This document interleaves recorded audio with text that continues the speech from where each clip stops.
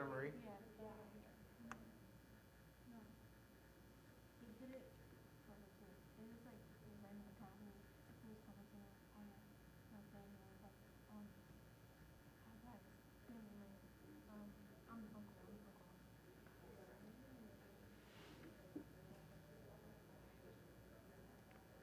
Children.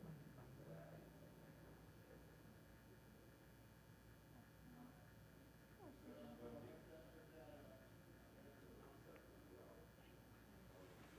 I finished it. I finished it.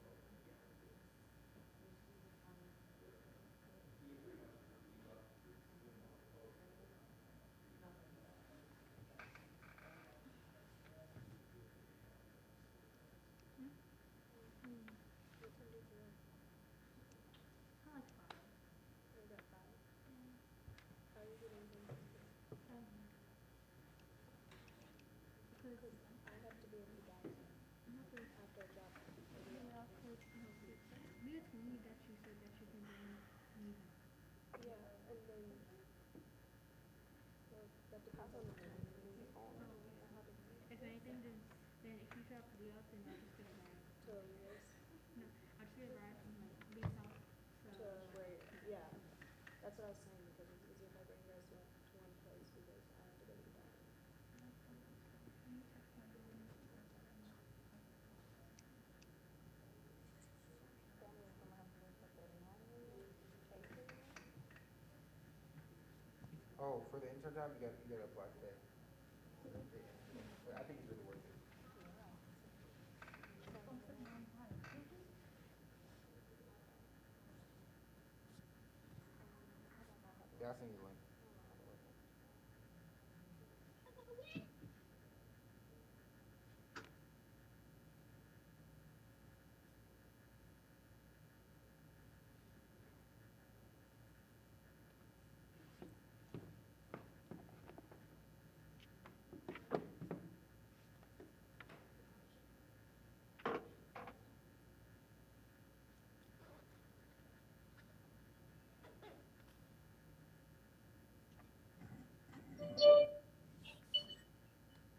Rangers Radio Rangers.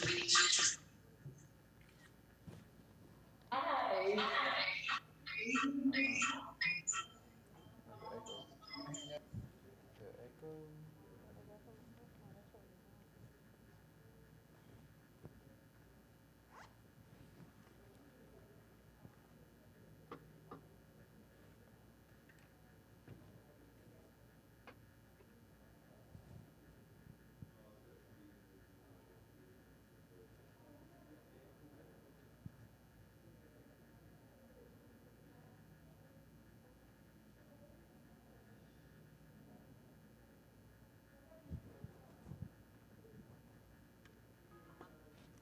Oh, also make sure your phones are on vibrate Or silent.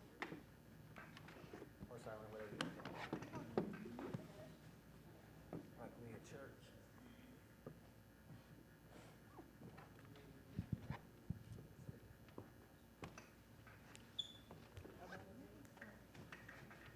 You found the top? Shameful. Hold on. And then any bags? Can you put the bags over on the This Oh, is see. um there you go. Charger? Yeah. Thank you. this is I mean, if you rather keep it on you, that's fine.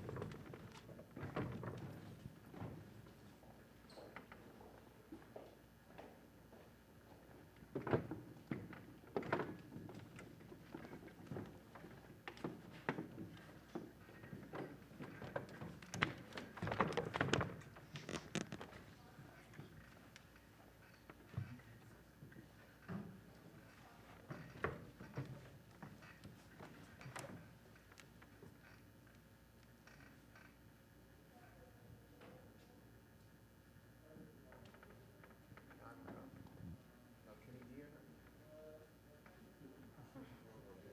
Thank you.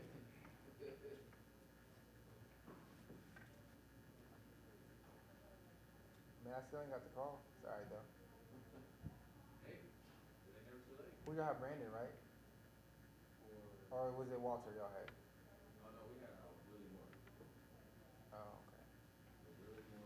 Solomon, right?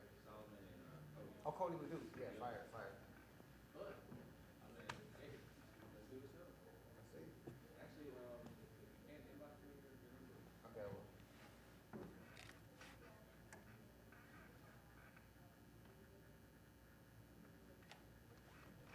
Is this going to be streamed like online? Yeah, Like now? Like live or like on YouTube, they have like 6,000 um, We can make Steve the host. subscribers. This meeting is being And then recorded. on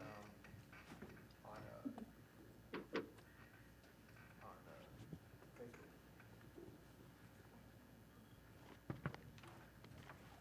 Awesome. You guys can remove your mask if you feel comfortable.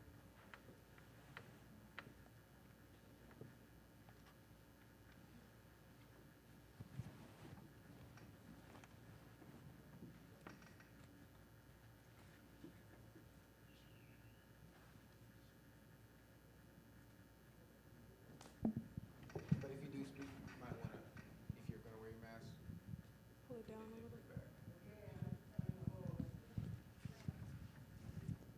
Chickadee check, check. She never gave me a mic. Start rapping. I already know. You can hear it. moderators, can you say hello to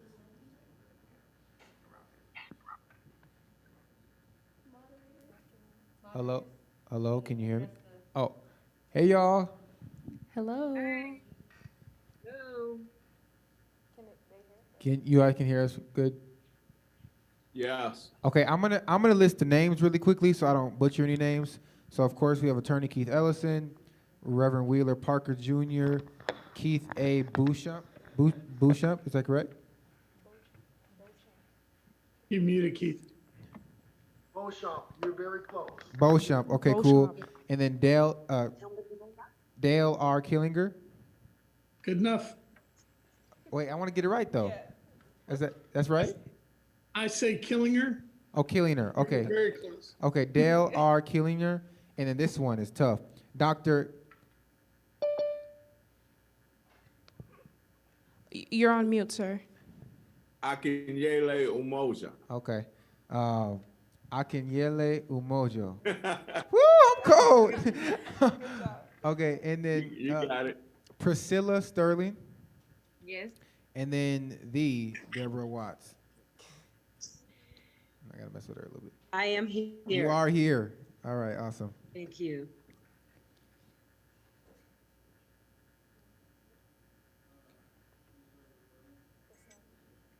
Wheeler? Can you hear us? Hello? Yes, we can hear you. Okay, that's Wheeler Parker. He's coming right now. Okay, cool. Thanks.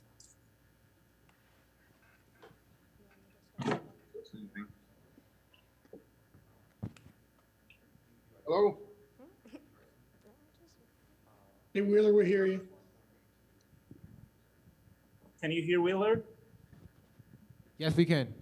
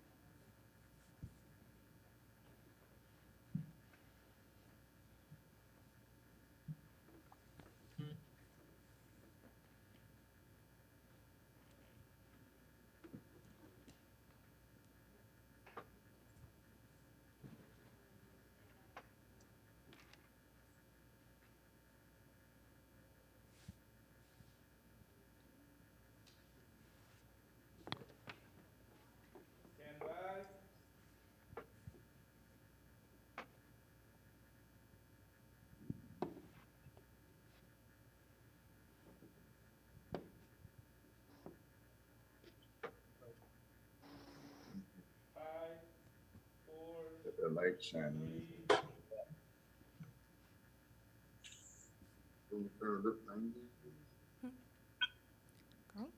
All right. Hello and good afternoon. My name is Isabella Nicole Jatane, and I am the Vice President of the NAACP chapter. Welcome to the Hear My Voice, Are You Listening discussion, where we will be kicking off Emmett Till's 80th birthday commemoration weekend by beginning with this roundtable.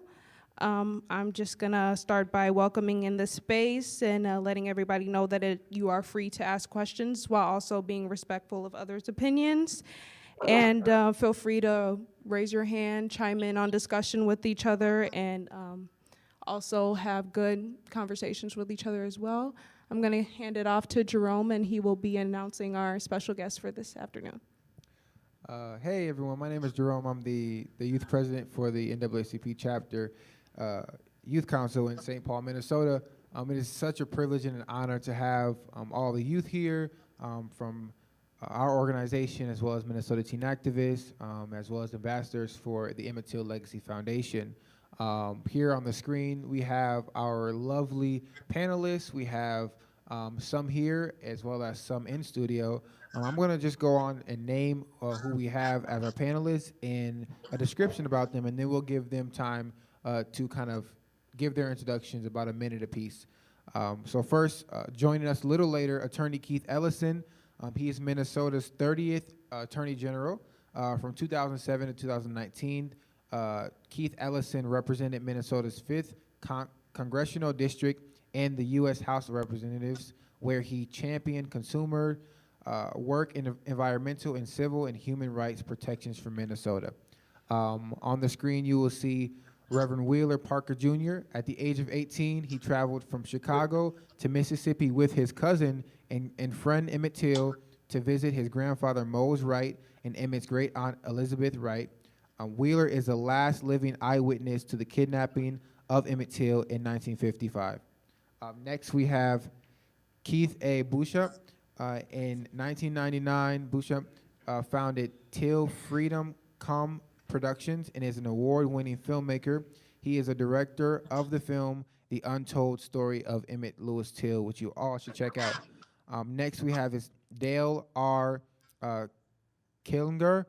He is a retired special agent for the FBI, and he is the one who actually reopened the Emmett Till case in 2004. Next, we have is Dr. Akinyele Umoja, and he is an American educator and author who specializes in African American studies. As an activist, he is a founding member of the New African People's Organization and the Malcolm X Grassroots Movement. Next up is Priscilla Sterling. She is actually the cousin of Emmett Till and the founder of Emmett Till Justice for Families, as well as an ambassador for Emmett Till Legacy Foundation. Lastly, in studio, we have Deborah Watts, who is an author, motivational speaker, and entrepreneur, currently the co-founder and board president of the Emmett Till Legacy Foundation and the Emmett Till Institute for Learning and Leadership. Thank you all for coming. Thank you. So now we'd like to give an opportunity possibly to go through the different panelists and give them time to share their opening remarks, a little bit about themselves, and all that good stuff. So starting off in studio with Ms. Deborah Watts. Thank you. First of all, it's a pleasure to be here and a pleasure to be with the panelists, because I'll tell you, their lives are storied lives and very interesting lives. And it's a great privilege and an honor for me to be here with you all, because our organization, the Emmett Till Legacy Foundation, is about connecting the past to the present and the future. You all are the present and the future. And so it's important for us to tell the story. It's important for us to tell the truth. It's important for us to hear your voices, and you must be heard. And so that's why this session is important today. So as a family member of Emmett Till, my great-grandfather and Emmett Till's great-grandfather were brothers. So we're cousins. And starting in Mississippi, and then we migrated all across the country to California, to Minnesota, Nebraska, Detroit, and Chicago area, and even in the South. And so it's just a pleasure to be here, and I'm looking forward to hearing your questions, and am honored that you have this opportunity. Thank you for being with us. Thank you. Thank you so much. Next, I'd like to give the opportunity for Mr. Parker. Hello, my name is Wheeler Parker. In short, Emmett Till and I traveled to Mississippi together in 1955 with my grandfather to visit my cousins in Money, Mississippi. And every opportunity I get, I try to tell the story. It was 30 years before I was interviewed. After that incident, Mark Twain said, an eyewitness would destroy a good story. There's so many different stories out there and so many different versions. So I try to tell my story. Of course, when I tell my story, many times they say Wheeler Parker alleged, and that's very painful. So I try to spread the truth as I experienced it. Thank you so much for sharing that truth. Next up, we will have Mr. Bouchamp.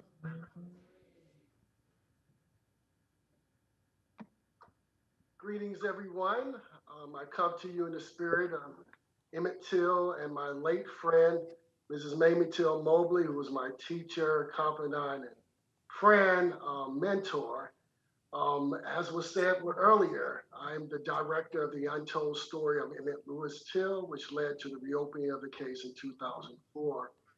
I have spent, I have to say, the better over half of my life investigating the kidnapping and murder of Emmett Till, and I'm just so happy to be here with you today to have this great cleansing dialogue, a dialogue that I hope would inspire us all to want to get up and go out and do things in the spirit of the late Mrs. Mamie Till Mobley and Emmett Till. All right, and next we will hear from Mr. Dale Killinger. Yeah, hi, thank you for having me. Dale Killinger, retired FBI agent after 22 years. And as Keith said, in 2004, his film, The Untold Story of Emmett Lewis Till, helped lead to the Department of Justice opening the case for the first time, actually. The FBI had never investigated Emmett Till's murder and kidnapping. And I was the lead, I was the case agent. I conducted almost all the work on the case myself, was there when we exhumed the body, searched the barn, interviewed Wheeler and Keith and many, many others. Sorry for my voice, but glad to be here today and share what I can with you. Thank you so much. Next up, we will have Dr. Ujama. Yes, Dr. Umoja. Umoja, sorry about that. Yeah. Ojamas, that's another principle. But it's good to be here. I come to this, my connection to it is a little bit more varied. My father actually was born a couple of counties over from Emmett Till in Bolivar County. He was a sharecropper in the Mississippi Delta. And I grew, but he was able to ultimately go to California, get an education, and met my mother. And I was born in California about, I'm 14 years younger than Emmett Till, or 13 years, excuse me. I'm 66, will be 67 next month. And I've been a lifelong activist. I'm a college professor now. I teach at Georgia State University, meeting Mrs. Watts. Some of my students did some work around Emmett Till to promote the foundation. I'm also an author, and I wrote a book that looks at the struggle in Mississippi. It's called "We Will Shoot Back: The Role of Armed Resistance in the Mississippi Freedom Movement." And so just as young people, many of you all were moved by what happened to George Floyd last year. Many people in previous generations were moved by what happened to Emmett Till. And so that was an important part of the activists of the civil rights and the Black Power movement. And so that's part of what's contained in the book, We Will Shoot Back. You could ask me more about that later if you wish. Thank you. And actually bringing the points of connecting the past with the present is exactly what you're doing at Georgia State. Next up, we have Mrs. Sterling. Yes. Can you hear me? Yes, we can. My name, I'm Priscilla Sterling. Well, Priscilla Williams Sterling, and I am a family member of Emmett Till. My great grandmama is Ella Nell Smith, and Mamie Till's granddaddy is George Smith, and their sister and brother. And their parents are John Smith along with Laura Tolliver Smith. So that's my connection to Emmett Till. My aunt Anna Laura Williams and myself, Priscilla Williams Sterling, created the Emmett Till Justice for Families Foundation here in Mississippi to help promote, where the purpose is to tell the story of Emmett Till while seeking justice for families that need advocates to champion their cause. And what we're trying to stop from happening here in Mississippi is hopefully they don't capitalize by using cultural tourism here that will benefit only white developers. And that's what's happening here in Mississippi now. So I'm working with other organizations to keep that from happening, as well as passing the anti-lynching bill here along with Mr. Beauchamp. So Keith is the one that really ignited us to start the foundation here in Mississippi to help those very things from stop happening, as well as try to create this anti-lynching bill. Wow, thank you all so much. Next, I'd like to give the opportunity for Reverend Wheeler to kind of share, his true narrative and his eyewitness, being the last eyewitness of kind of how everything played out from, him engaging with Emmett Till that summer and kind of the when the incident occurred and post and all that, so that can give our young folks kind of a true and organic opportunity to know what indeed happened during that day. Thank you very much, sir. How much do you want me to tell? How much time I can give you? Long or the short, or be concise, precise, and right to the point? I say as long as he needs. The story is long, but it can be told short. So how about you start from the time that you knew that Emmett was coming to spend some time with you during the summer? Okay, let's start there and get that straight. I moved to where I live right now, next door to Emmett Till, 1947 January. 1955, my grandfather came to Chicago from Money, Mississippi to a funeral of one of his parishioners. Normally during the summers, the South was flooded with grandchildren and children from the North going back to visit their parents. So I had not been home in 8 years, so they decided to let me go back with my grandfather, because I had 3 uncles younger than I was. And Emmett found out that I was going. He said, "What does that have to do with it?" Emmett had no siblings. Whenever his mother wanted to take someone alone as a sibling, she took me. Emmett was 2 years younger than I was. That we're celebrating his 80th birthday. So they did not want him to go south. They were afraid of what did happen could have happened. So there was a debate, controversy about whether Emmett should go south or not. We live next door to each other right here in this little town. And of course, Emmett was very persistent, and they decided to let him go south, along with myself and my grandfather, and a lot of other people rode the trains during that time. And of course, we got there on a Sunday and there for a short time, cotton picking time. And in late August is when people go to the cotton fields. And we were in the cotton fields, got there that Sunday morning, we were right there in the cotton field, making money, $2 a hundred they were paying us. And we would finish working, sometime we'd go swimming. And on a Wednesday, we've been there from Sunday to Wednesday, we went up to the little store which is about 3 miles away from my grandfather's house, down the gravel road. So we got there, and there's so many stories been told as to what happened. It makes you cry. Uncle Simeon would not talk for a long time with anybody about what happened. Keith was pursuing. Finally, Keith, I think, got to him and he gave him an interview. But so we could not believe the stories and the different versions. The Look magazine and Eyes on the Prize, those things, it did not happen. And it's so overwhelming when you tell your story. You're there, you're eyewitness, you witness what happened, you see it. And then they say you're alleged. And your story get kind of pushed aside. Those other stories seem to get all of the glamour. And one thing it seems to always end up being, he got what he deserved. That's about, and when it ends up, that's about what I learned.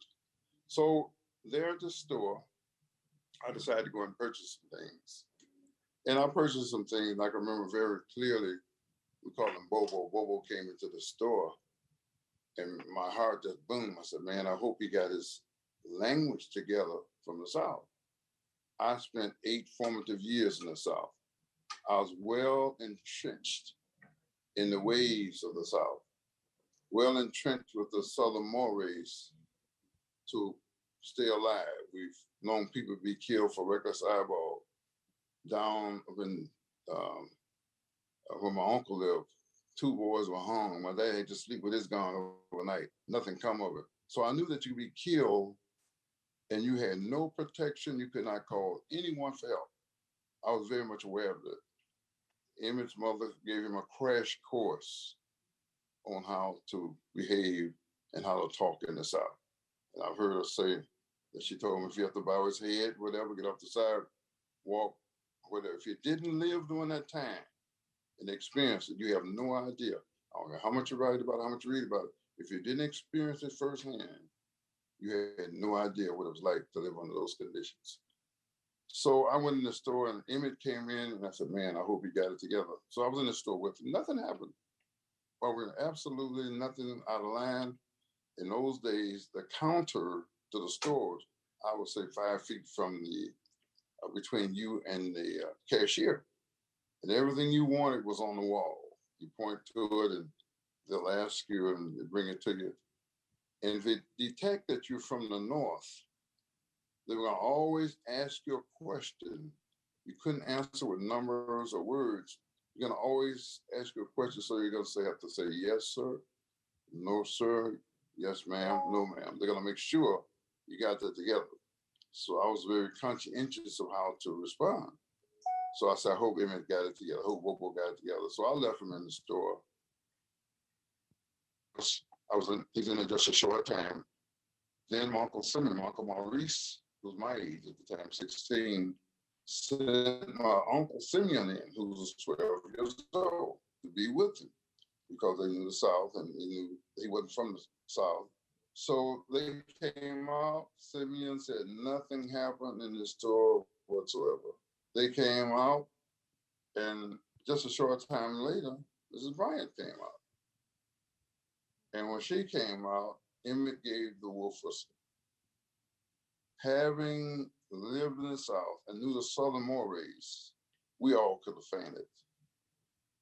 We all made a beeline for the car. Nobody said, let's go, but we just knew that he had violated a Southern way of living, and whistling at a white woman could be a death sentence. So we all made a beeline for the car. My Uncle Maurice, he's 16, he's driving, and I can remember very well somebody dropped a cigarette on the floor.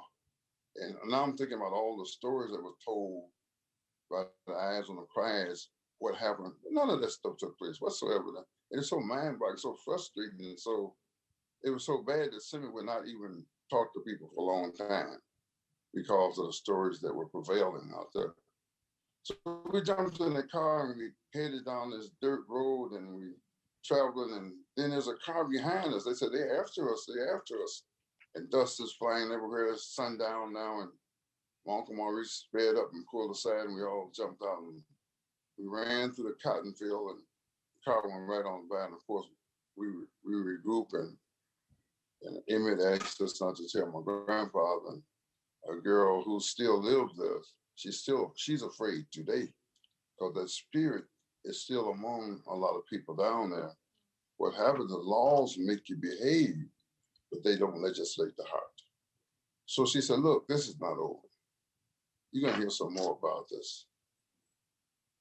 And we went, and this is Wednesday, didn't pay it much attention.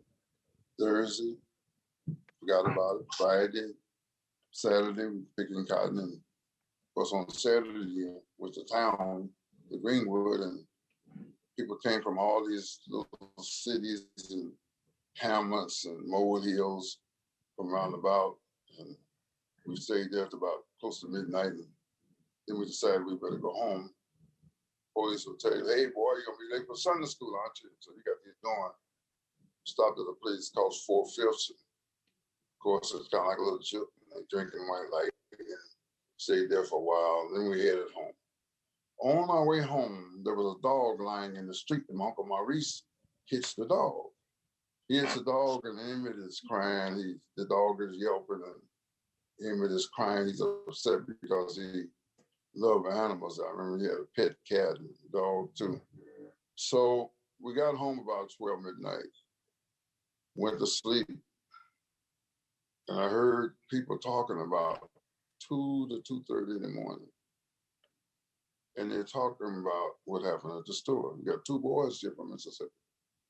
I said, God, I'm getting ready to die. These people are going to kill us tonight. I heard too many stories about what happened to people. People come up missing. I'm not going to call my grandfather. I know my grandfather can't help me. And my grandfather was talking to him, and grandfather had no idea what room England was in. It's a large former landowner's home. 4 rooms back to back, no hallways. So they come toward my room.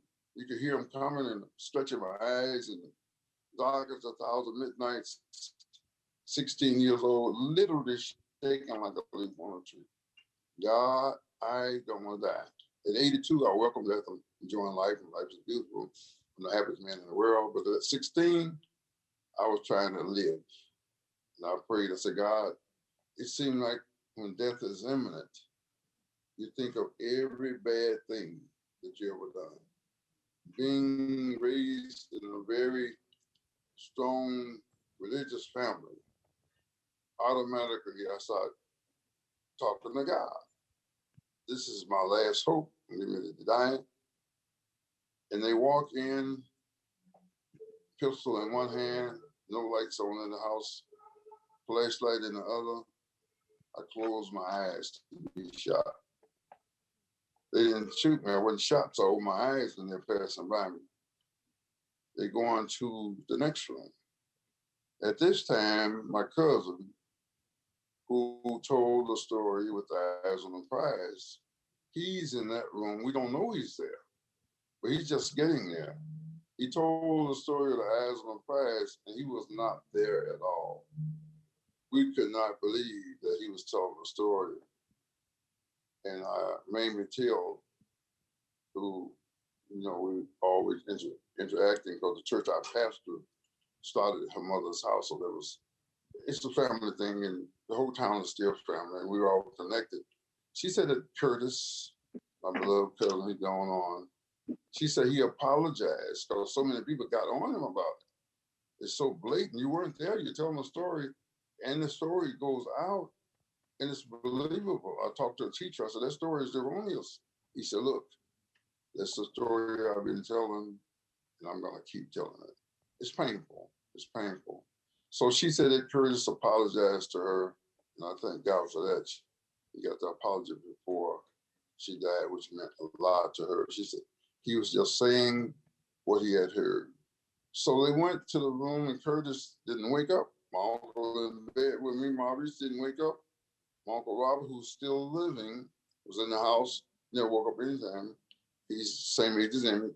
He's 80 now. He didn't wake up. And then they aroused Emmett out of the bed. people from Uncle Simeon, and Uncle Simeon, I believe, said that they woke him up and told him to lay back down and go to sleep. Of course, they boy to put his shoes on, and it was pure hell in the house. It was just unbelievable, the experience that we had. You talking about terror. It's like it happened yesterday. It's just mind-boggling. They left with him, and that was the last time that we saw him alive. I'm gonna cut through the chase, and I'm gonna end it. I think I've told a significant part about what happened. Because I know you've heard different stories, and you're gonna keep on hearing them. But that's what I experienced, not just I allege, but I was an eyewitness. I went to Stillman College in Tuscaloosa, Alabama. They presented Emmett Till from every possible imagination that you could think of. And when it came my time to speak, I said, I don't think I know Emmett Till. I said, I don't even think I was there listening to you guys. But I said, Mark Twain said, I witnessed with the story, your story. But first impressions are lasting, and I still have to live with that pain. The way they painted him, they demonized that boy. That's what has bothered me for 60-some years.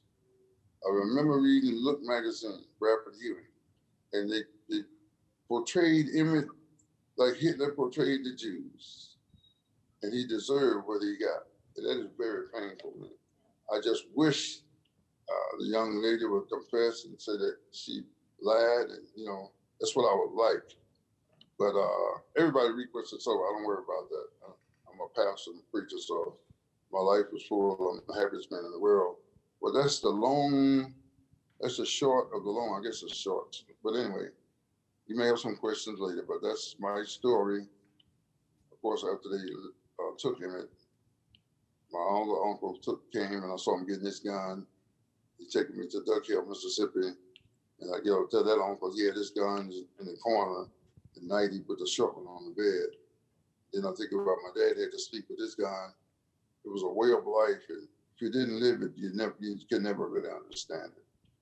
So that's the tragedy. And my thing is few days and full of trouble. And when I get an opportunity to tell children, thank God for Deborah. She said she had some kids want to know the truth. So I'm giving you mine and from my perspective and what I experienced. And hopefully I've said something to help these children on their way and give them a better light. For 30 years, it's like among America, until Rich Samuels did that documentary in 1985. I talked to him the other day. It was like Emmett got what he deserved. And my thing among Black people is that why didn't you do something? So it's something you didn't talk about, something that you didn't want to talk about. It was not pleasant.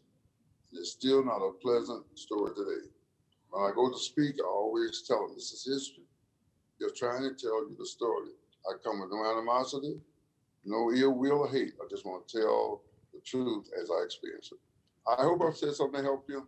I might bow out before you guys finish, but we're having a big celebration here in Emmett's hometown. We're unveiling a marker for him on the lot that he used to live back in 1955.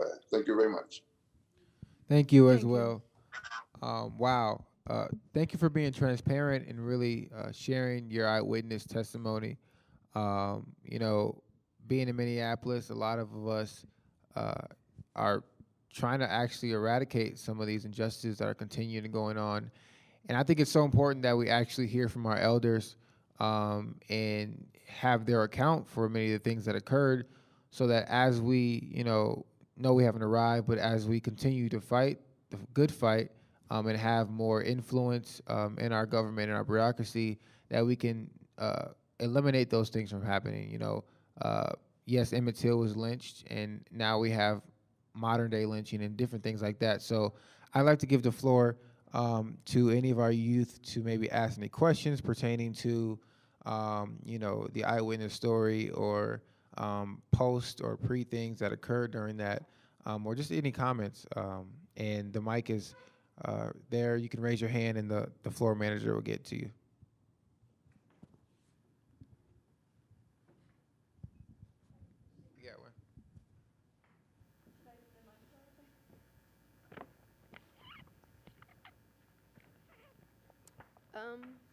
So I just have a question for you, Mr. Parker. Say your name, sweetheart. Is the mic on? I don't think so. My name is Anaya Bailey.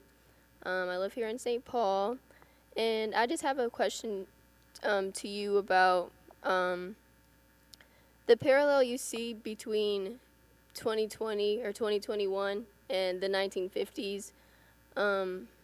It's different, I know, in Minnesota than it is in Mississippi. Like just specifically what happened with George Floyd. I just wonder what your thoughts are on the connection between the two. Yes, that's my question. Okay, thank you, and that's a very good question.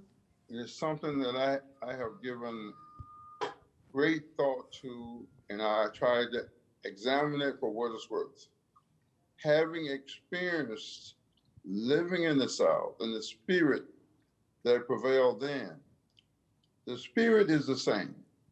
Laws make people behave better. The same spirit that Hitler had, the same spirit that killed Emmett Till and George Floyd, the same spirit. Now the law will take action. Thank God for Dale Killinger. He came here and he did a great job with us. And back then, FBI wouldn't touch it. And it's mind-boggling. Why wouldn't the FBI? He's out of state, and I'm not going to get into the legal. I don't spend a lot of time about that. But in my mind, why didn't they do something then? And I'm sure Dale will explain that and make it make sense to me. But anyway, the spirit is the same. As I say, laws make you behave, but it does not legislate the heart. And we have come a long way. It's hard for me to explain to young people about the progress that we have made as African Americans. And at every corner where Blacks have made progress, there was always someone in power had the fire in their belly to stand up for what's right. During the abolitionists and Abe Lincoln, they talk a lot of bad things about him, but he signed the Emancipation Proclamation. Then we had the president that signed the Civil Rights Bill. There was always some whites somewhere along there. They had the fire in their belly to help stand up for what's right. And you have to appreciate it. We come a long way. It's hard to tell young people that all they see is what they see now, and it's bad, like the shooting, outright shooting. We're watching it on TV. Police just shooting people down. But honey, they have no idea what it has been like and where we come from, believe me. So the spirit is pretty much the same. We come a long way, and we got a lot of work to do. And I thank God for young people like you all that's out there trying to do what's right. I'm in my town, I work strictly with youth. That's been my lifelong dream. Emmett Till's life changed my life, and my whole life, like Mamie's, was to work with youth. She came to the center that we have built. My wife wrote a grant, we got Black grant funds, and she said, I want you to carry on this work. She saw what we were doing. And after that, we named the center after Emmett Till because of her coming. This is her town where I live. I mean, she come up in high school here. We're getting ready to put a statue of her in front of the high school that we all went to. It's going to be awesome. Of course, people don't like that kind of stuff. But they're going to put the Mamie Till away. So we just thank God for her and her legacy. And she took a limit. She left her foundation second to none.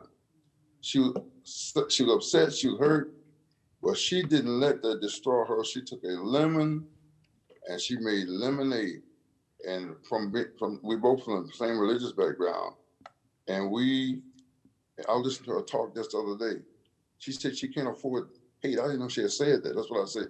I can't afford the luxury of hate. Hate destroys the hater. Hate does you bad. So we picked that up because we were from the same religious teaching.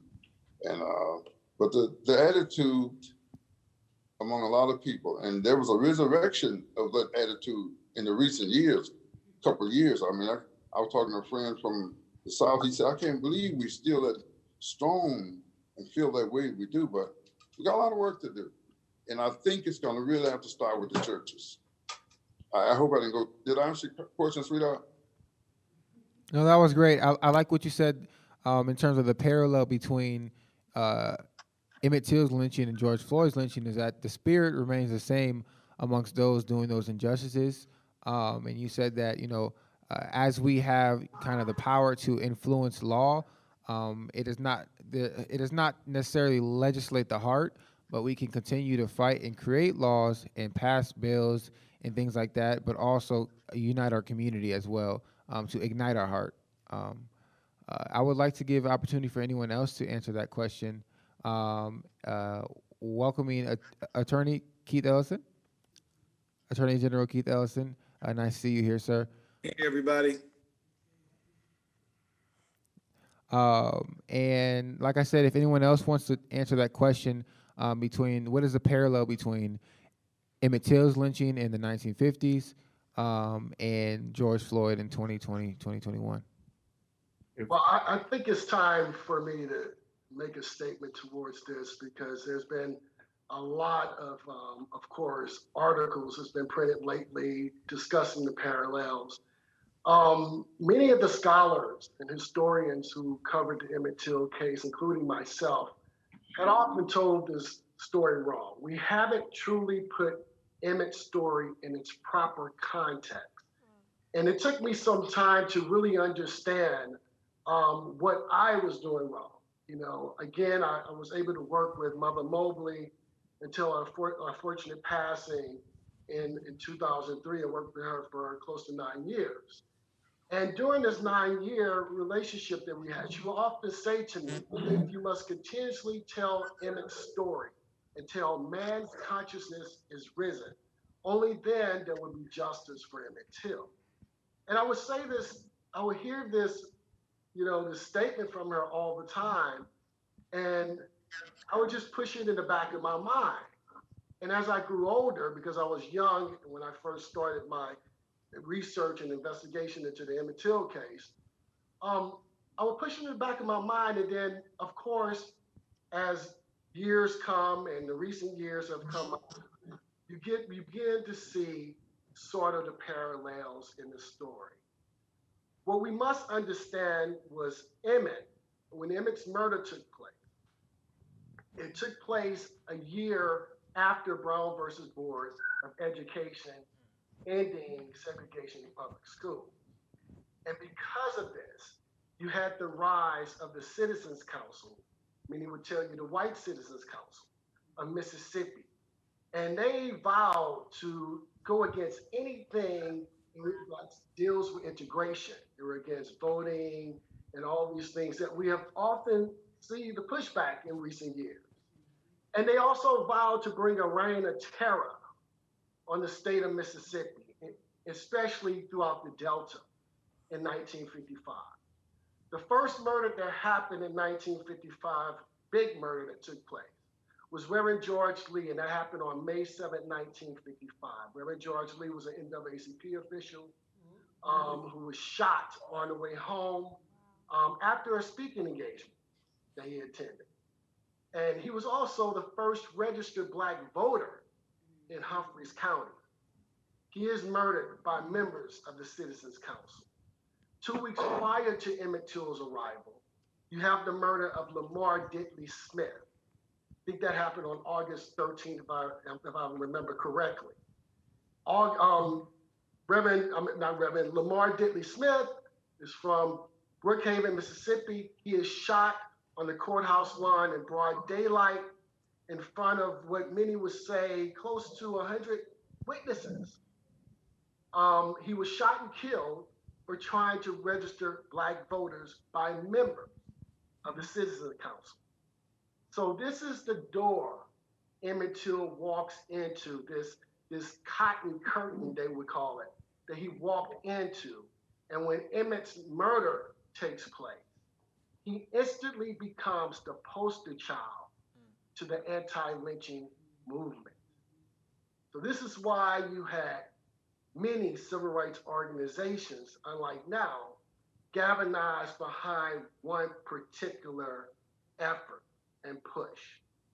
And so when Emmett becomes, of course, this face of anti-lynching legislature, it also helps Mother Mobley in her courageous decision that she made at the time, like having an open casket funeral, speaking out against the system. And that's what occurred.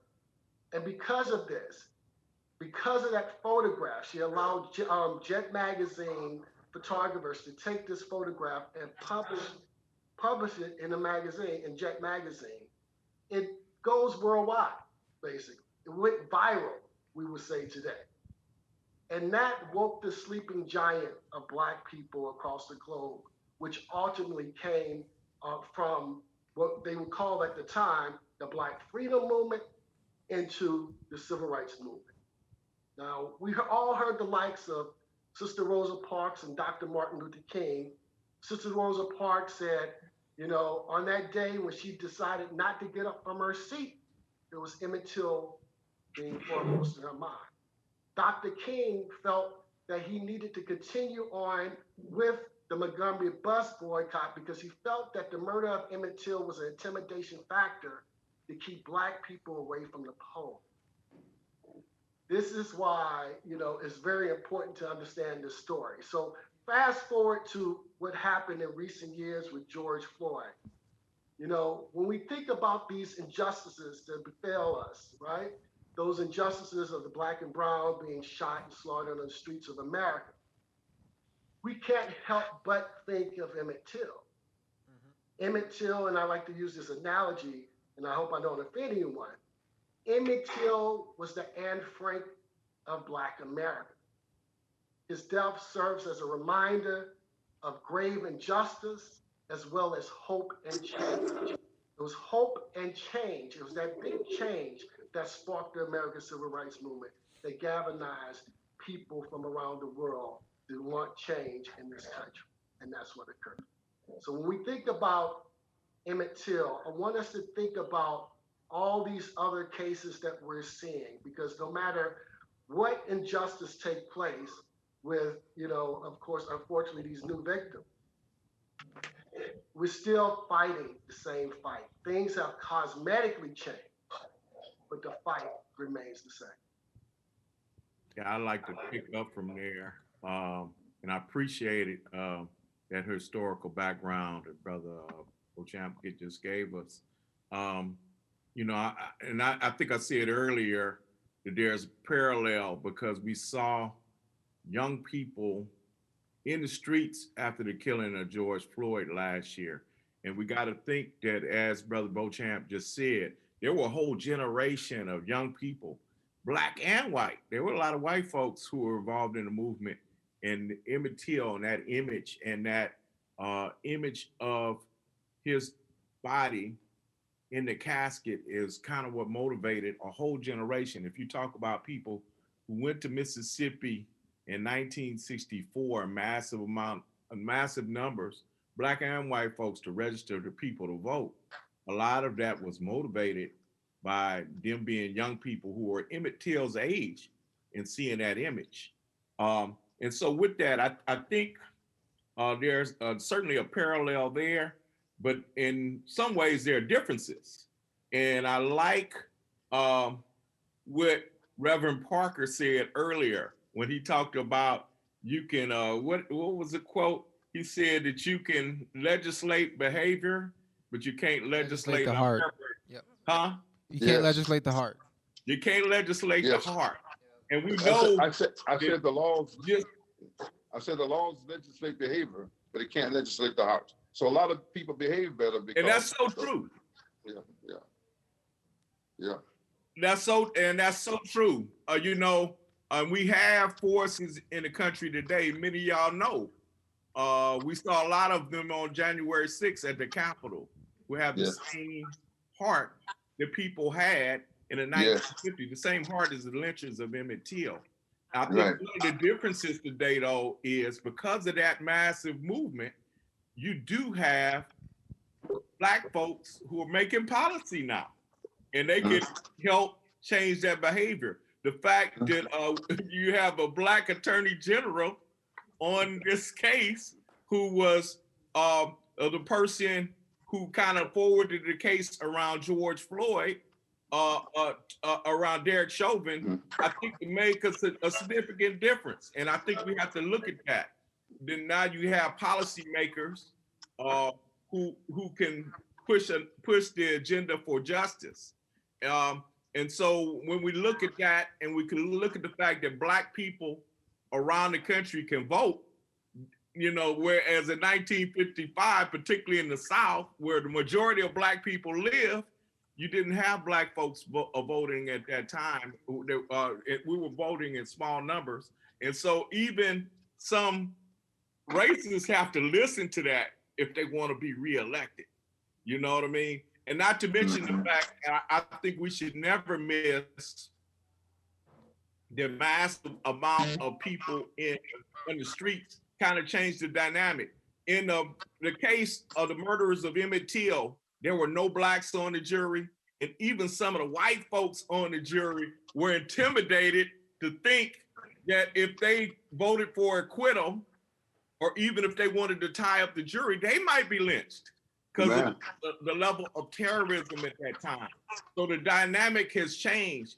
In fact, I would say this, and I've worked around issues of police misconduct all of my adult life, and I'm 66 now. This is the first time that I saw so many cops testify against another cop. I hope that can be continued in other cases. You know, that's our hope. But there was a tremendous amount of public opinion that was created by the Black Lives Matter movement to get people in the streets. And so I think that even gave our Attorney General, Brother Ellison, a little bit more strength, that he had public opinion, not only in the United States, but people worldwide watching this case and looking for justice. So I think we could never discount the power of the people. I would even say that when Reverend Parker talked about Lincoln making the right decision, remember that Lincoln was supported by the fact that if he needed to give Black people the signal that the Union was going to support them, and then Black people, as W.B. Du Bois said, escaped the plantations in great numbers and disrupted the Confederate economy. Not to mention all the Black folks, the nearly 200,000 Black people who fought in the Union Army. So we always have to remember the power of the people, and that means that each one of us is responsible for how we're going to stand on this movement. And so young people, I would say to you, think about what ways you can make contributions toward making this a more just world. This fight ain't over, right? We know that. Y'all know that. I would be lying. You would know I was a liar if I said that we still don't have this problem. But we're in better position today to fight it than folks were in 1955. Yeah, that's really. I want to make a comment. Go ahead. I'm a family member here, and I have been experiencing a lot of stalking and harassment since we went to the state capitol in 2017, February 2017, after Timothy Tyson had finished the book, The Blood of Emmett Till, and the confession of Carolyn Bryant supposedly had come out in the book. And since then, I don't know if you all know what these are, but they are case cards.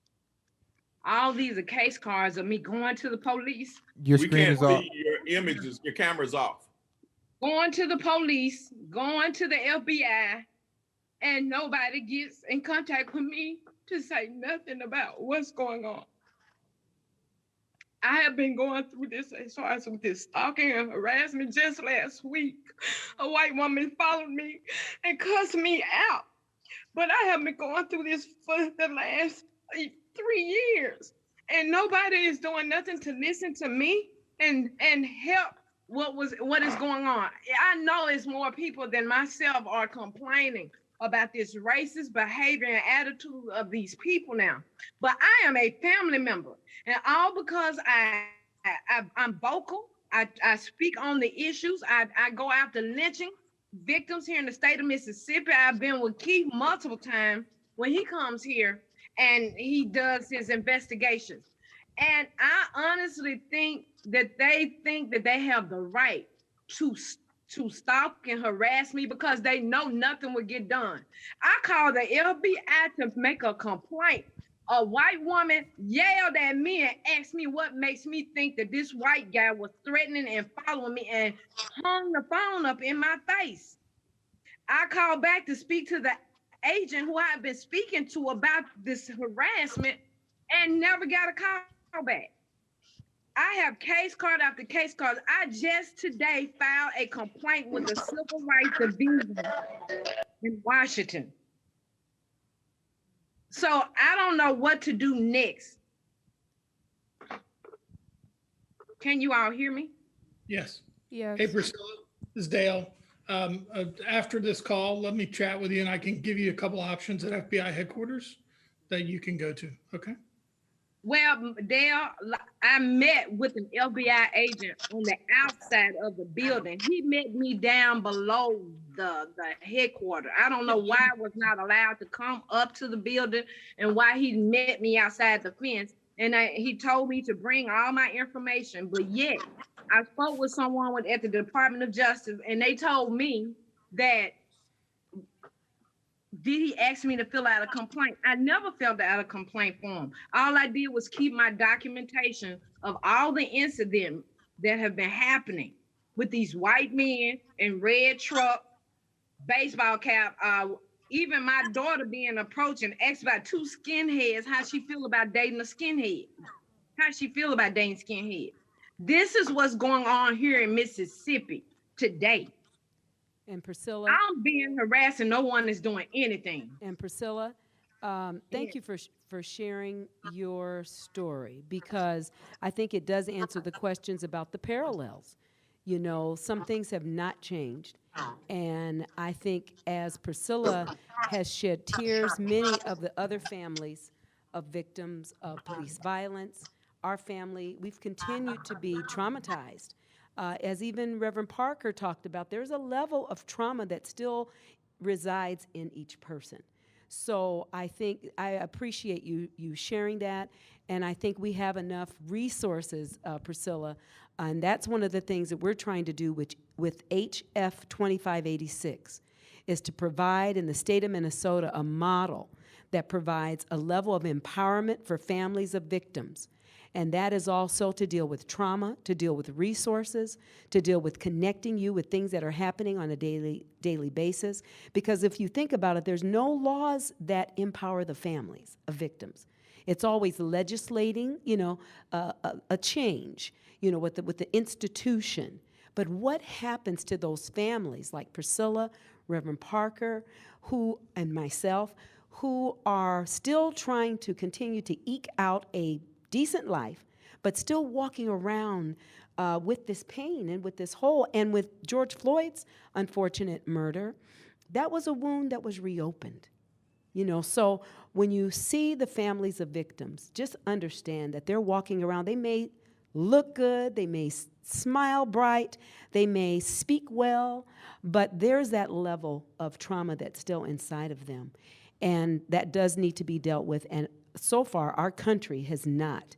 And so that Emmett Lewis Till Victims Recovery Program is something that one of our local representatives, Ruth Richardson, has introduced in the House. And we hope to have an opportunity over this weekend, Emmett Till's 80th birthday, to talk more about that and to deal with the kind of pain, to truly deal with the kind of pain on a culturally specific basis around the pain that a lot of the victims experience. And so thank you, Priscilla, for that. I was with you there in 2017. That was very painful.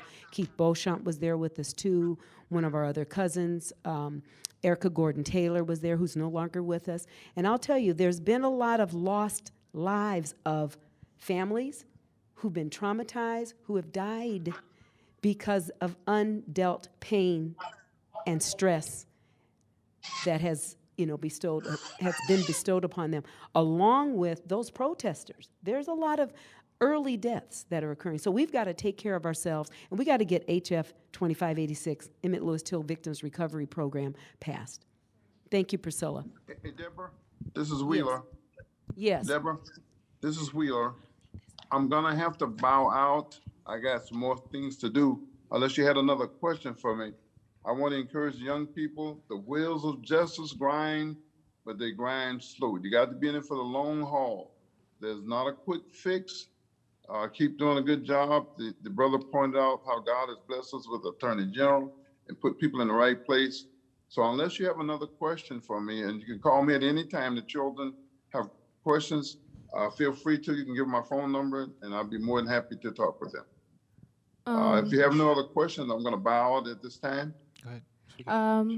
I was going to say, continuing along the lines of the question that we were already on, Mr. Parker, being able to have lived through and experienced those times as well as our present day, do you feel like you have witnessed change or seen steps being taken in the right direction to create change?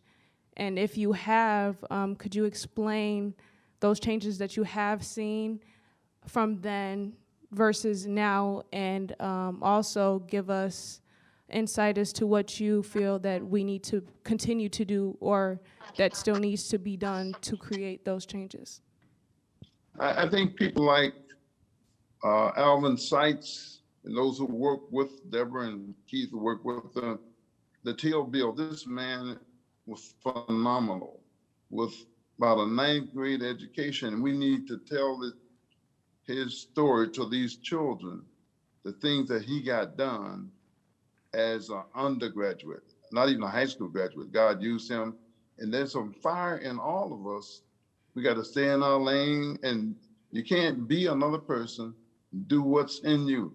He calls us to get the Teal Bill, that pursue cases, and then I understand the other one is going to be also signed. And there are a lot of things that can be done in your local area. I live in a small town. Sometimes you can't save the whole world, but you can save the corner where you live. And that's what I try to do where I am right here. Do the things, do what you can do. Don't get discouraged because the story and the problem is overwhelming. Believe me, it is overwhelming. The key to it is stay busy doing something positive. No, thank you so much. Thank you. Okay, with that, God bless you, bid you Godspeed, and more than happy to talk with you another time. Thank you. Thank you so much for your time, Mr. Parker. Now, I just wanted to kind of respond on what was said. Really powerful from Keith, as well as the others that spoke on it, in terms of, that whole idea of the parallel between, Emmett Till and now, and kind of the response that was given after that. So that whole idea of the reign of terror and, bringing it more current to what's happening today, and especially in our lives in Minnesota, that reign of terror has actually been relevant in Minnesota. Just after George Floyd, we've had countless of deaths of black men and women just in 2021. I believe it's at least over 4 now. Now that we have Attorney Keith General on the queue, I'd like to give an opportunity for any of the youth here to maybe express some things that you may not. A lot of times youth don't have the opportunity to have their voice amplified. And I always preach, boots and bricks on the ground is what creates real systemic change. So Keith talked about, or Dr. Umoja talked about the importance of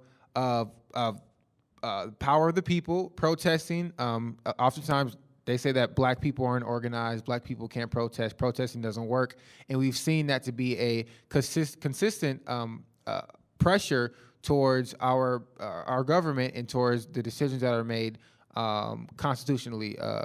And in addition to that, he talked about, having the right to vote and taking those opportunities to our highest potential. We're just removed out of the Voting Rights Act. So I think it's so important that the boots and the bricks are continuously, proportionally utilized within our community. So if any of you youth have anything that you may want to share with Attorney General, any questions, all the youth here are active in the movement, some from NAACP, some from Minnesota Teen Activists, college-age students, high schoolers. So if anyone wants to share anything with Attorney General on the topic of, lynching, on the topic of supporting families, or just anything that may be related to or in the subcategory, you can raise your hand now. Now's your chance. And don't be afraid to ask questions or be curious. Everybody just be open. You have one, Anna? Take it. Okay. Hi, my name is Anna Take.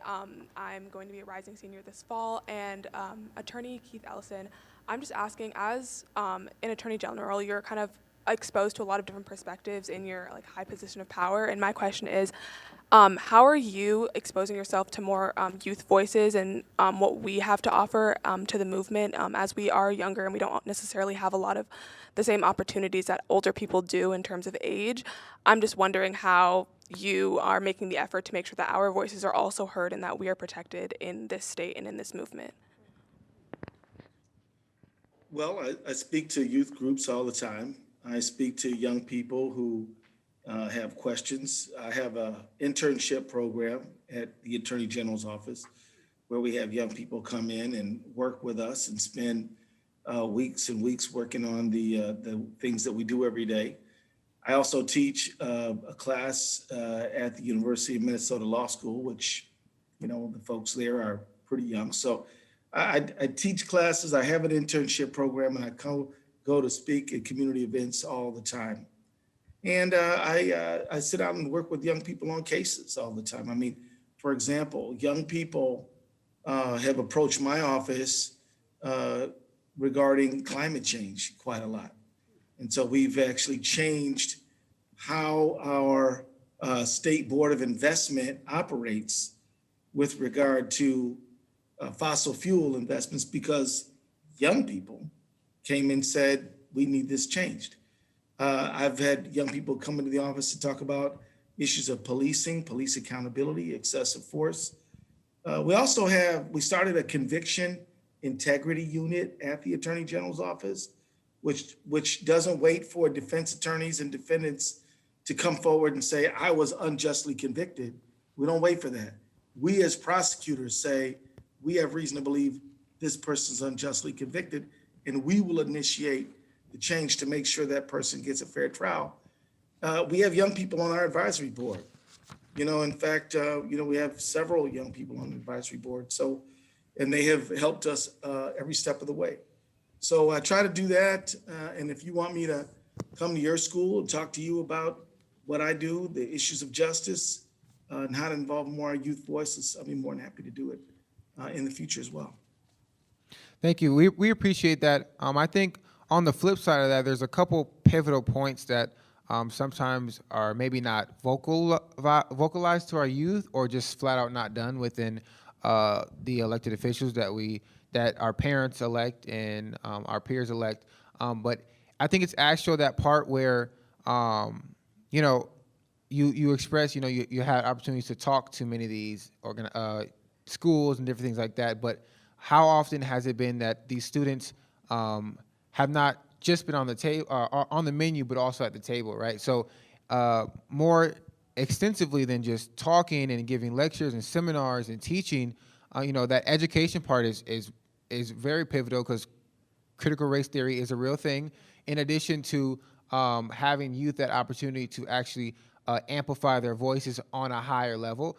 I heard you say that you have internship opportunities and et cetera, but I'm curious also to know how much is that grassroots part being done to our low-income families, our low social status communities like the north side of Minneapolis and like different areas of our communities that don't have those resources presented to them, whether it be just ambitious folks like the ones here or people who have been really exercising Black trauma in a fear of rejection, of Black on Black denial, and of different things like that, which has kind of delayed them from amplifying their voices. So in what ways are you going to where the people are, as Jesus did, and doing the actual evangelical work while meeting the people where they are, where maybe their counselor, their advisor, or their school institutions don't even give that opportunity, or they have lack of Wi-Fi opportunities where they don't even know that these things are real. And even when I was applying to be a intern for the mayor, there was a extensive application, and there was about 200 people who applied, but they only chose a small few. So that whole kind of like bureaucratic system between prohibiting those less fortunate, and how do you kind of bridge that gap? Right. So I think it's important to start out with, what is the Attorney General's office? It is a law firm. That's what it is. It is a law firm that is owned by the people of the state of Minnesota. It's a public law office. So we represent people, the people of the state of Minnesota, in any and all manner of things. Sometimes we represent state agencies that's supposed to be representing the people. Sometimes we initiate lawsuits against people who violate their rights. Sometimes we will represent counties and help prosecute criminal conduct, like we did in the George Chauvin, in the Derek Chauvin case. But the main way that we engage the public is as a law firm. And so when I deal with young people, usually it's because there is some problem that my law office is trying to fix. For example, you mentioned North Minneapolis. I was born and raised in the city of Detroit, came to Minnesota in 1987, moved to North Minneapolis, where I'm sitting right now, because that is where I live, and raised all 4 of my children who grew up here. My son Jeremiah went to North High School. We went to North Commons Park. We're from the North Side. And so I guess what I'm saying is, when I filed a lawsuit against a guy named Stephen Meldahl, who owned about 50 properties in North Minneapolis, where he charged exorbitant rents and gave very low quality housing. One woman testified that she couldn't even use her bathroom because the squirrels had taken it over. And all of these folks were African-American people, a few Native American people, and a few Latino people.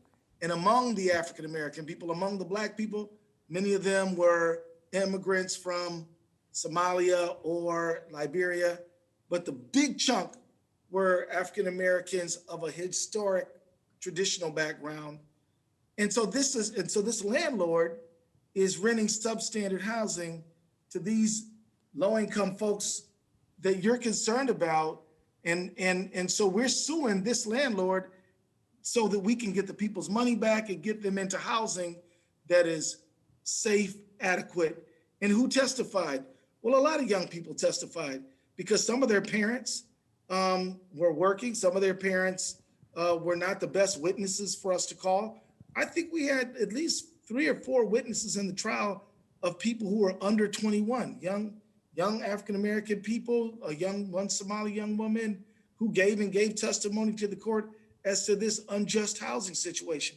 Now, this is a case that didn't make the headlines, but the people involved knew, and they knew we were fighting on their side to try to help them live in dignity and respect, and to make sure that they could afford their lives. Or you could take the example of when we sued a company called Northern Metals, which is a polluting company on the north side, exposing people to fine particulate matter and other carcinogenic chemicals right there off the river, where the airflow would come to the north side. Well, we sued them when we made them move to an area that's low populated, and made them abide by the rules and regulations that would protect public health. And so that, again, who were the witnesses? Who were the people who we were engaging? Young people of color, mostly young people of color of a economically challenged background. So So it's what we do every single day, but it's important to understand, we're not a school. So our main thing is not to engage with young people as young people. It is to fight economic, social injustice. And that means most of the people I hire are lawyers and legal workers, and they're not kids. But we believe that it is important to advocate for people and listen to young people. And we do it every single day, whether they're witnesses, whether they're giving testimony, giving affidavits, whether they're coming to my office reporting about a problem that they think I need to address. We do it every day. We do it all the time. And again, I'm doing my thing on the north side right here. Never lived anywhere else since I moved in Minnesota.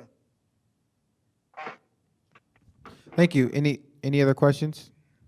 I'll go with 1, 2, and 3. Start with your name.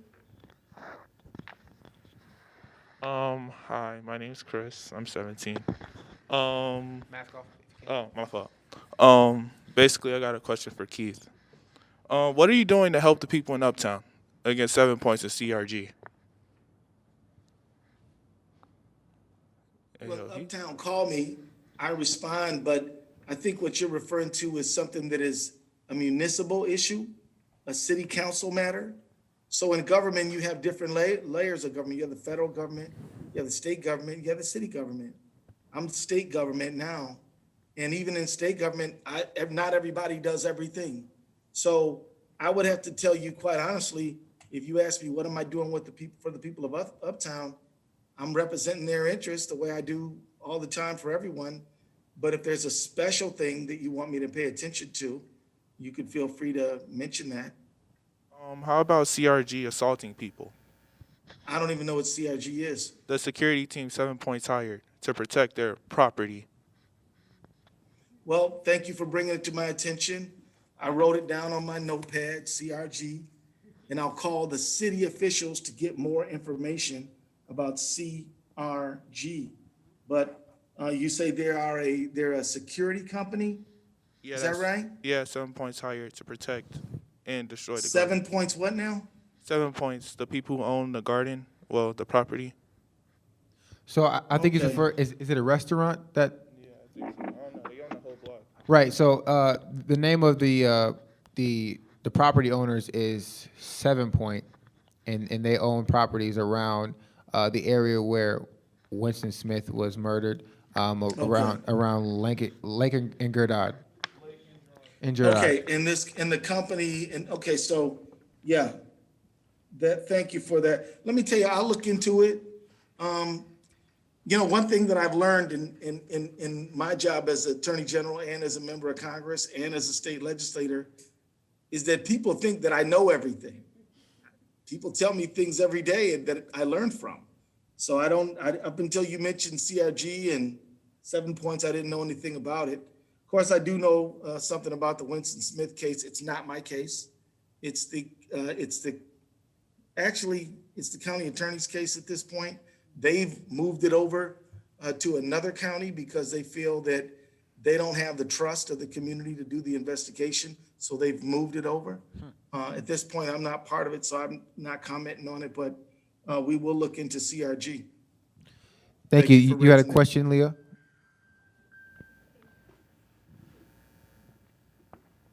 Hi, I'm Aaliyah Murray. I'm an upcoming junior at Fridley Senior High. I have a question directly for Mr. Keelinger. I'm sorry if I pronounced your name wrong. But the question I have for you is, how did you go about reopening the case of Emmett Till in 2004? Thank you. So sure. Really, we owe Keith and Alvin Sykes and the family credit for that. I didn't know who Emmett Till was, to be honest. There was a strong movement by the family and by Keith and Alvin and I'm sure others that I don't even know the names of, to approach the Department of Justice and the U.S. Attorney's Office and the district attorney at the time. And they had a meeting in Oxford about a week before I heard Emmett Till's name. And Keith presented some of the evidence he had discovered throughout his documentary filmmaking and the witnesses he had discovered. And he presented that, I believe, at a meeting, or somebody did. And that the outcome was the district attorney agreed to allow an investigation to be run by the FBI, and that they would prosecute any evidence, any individuals found through the investigation. So it was quite unique. The state really didn't provide investigative resources. It was really pretty much all an FBI show, except for a little bit of assistance we got from time to time from some of our partners on the state and local level. But that's kind of how it happened. It was a very unique legal situation because the crime happened in 55 and the Civil Rights Act didn't happen until the 60s, 64, 65. And the FBI didn't have jurisdiction in 55. So they had to be a little creative in the legal framework that allowed me to go out and investigate. But I wanted to add, I'm glad you introduced the kind of the case, but I think what's really important for people to understand is a bit of what we've heard. And that is, what Keith and I encountered, and particularly Keith, because he was really at the forefront. And that is, history is written by the victors, right? I think it's Mark Twain said, the ink of history is merely fluid prejudice. And the history of the Emmett Till case in 55 was written by a press that was primarily all white. There was a good black press corps, but their voice gets drowned out. And then it's written by these, this Look magazine article in January 56, which is an interview that the killers are paid to do. And so their voice is what's really heard for decades until Keith got involved and he started finding witnesses and started digging, and then he was able to hand that work off to us at the FBI. And I think it's important for you as young people to understand, and we do many of these calls together, Keith and I and Deborah, but journalism is another wonderful way to tell the truth. Wheeler talked about the truth, and it's so important that we capture the truth. I mean, Keith and I were digging for the truth, wading through hundreds and thousands of articles written by conjecture and, quite frankly, things that were made up. And really what we wanted was, who was a witness, who was a victim, not just victim, but who were witnesses, who were subjects. It took Keith and I working together to find out, that there were really 5 white men involved in the killing of Emmett Till. And there were also 4 black men. There are 3 black men. And that's another sad part of the story. But, what we knew until prior to that was J.W. Malum and Roy Bryant. Well, you know what? There were other killers and they got away with it and they lived their lives and were able to die without ever being held accountable. And that's sad. So I think, one of the things when I think about George Floyd and I think about Emmett, and, the video of George Floyd made the case, right? It is there. It's in your face. And that young woman who did that is a hero for all of us. She stood there and did what she needed to do. That didn't exist in 1955. It didn't exist for many, many of the other victims that we know of, up until George Floyd. But I think, thinking from that perspective and that you have an opportunity to be a person who writes the truth, to be a witness to the truth. And that doesn't mean you need to be, a Pulitzer Prize winning author. Lead, I have a phrase, lead from where you stand, and I think Wheeler talked about this, right? Make his neighborhood better. For me, it's always about where do I stand today and what can I do from where I am? And I've challenged the people who worked for me for years, and I would challenge you, in your life to lead from where you stand, because circumstances, you're never going to be able to do everything. And Emmett Till's legacy is so broad. It's so pervasive, and it impacts so many people.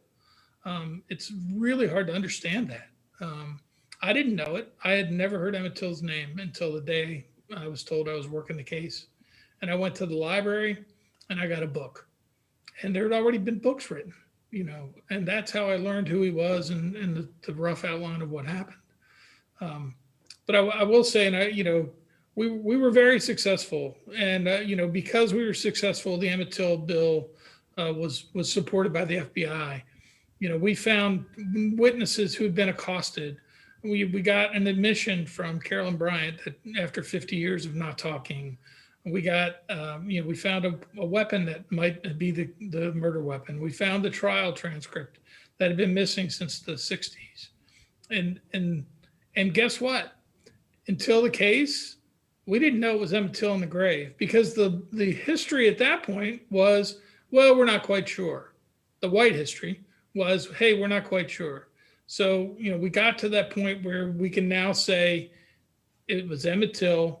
He was murdered by gunshot wound to the head. And there's no doubt, right? Before we started the case, and there was always a little tiny doubt. But now, because of the family and Keith and others, we had DNA and everything else. And yeah, we didn't get the outcome we wanted. I presented at the grand jury in Mississippi, and I'll be quite blunt that I was very personally disappointed in the way the district attorney handled it. I truly believe we had a jury question of, beyond a reasonable doubt, not a reasonable suspicion question for a grand jury. But hey, I'm a soldier of the FBI. I believe in our system, and that's all I can do is we can put the facts in front of a jury, and they do what they do. That doesn't mean we forget, and doesn't mean we be quiet. We keep pushing the legacy, and I hear Priscilla talking about the problems in Mississippi. First off, I want to say thank you, Priscilla, for being here. I miss that Mississippi accent. I spent 10 years there, and it's kind of a second home. But it's a long-winded answer, but thank you for being here today. Well, thanks for your response. I think I was actually going to ask you too about leading a narrative. The FBI is such a staple for delivering to the people.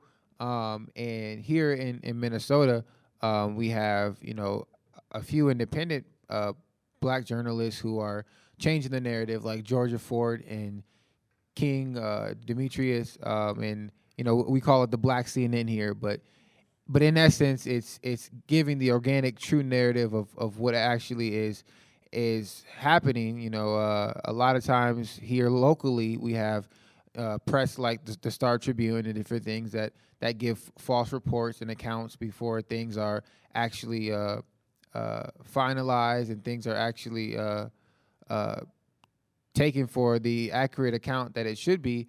And it's so important that our young people, especially when we have people like Nathan who are desiring to be a journalist and whatnot, because I had the privilege, a couple of us here actually, to meet James Meredith just a little while ago, probably a couple weeks ago, and we had a roundtable kind of like this, and there was a reporter from one of the local press here, and he was like, let me go get my propaganda notes, right? So there's issues where oftentimes our narrative is misconstrued, and it's important that we have resources to amplify our voices independently, because we have larger institutions that are renowned for false narratives and young people who are desiring to have that opportunity. So there was another question that wanted to be asked by Anaya,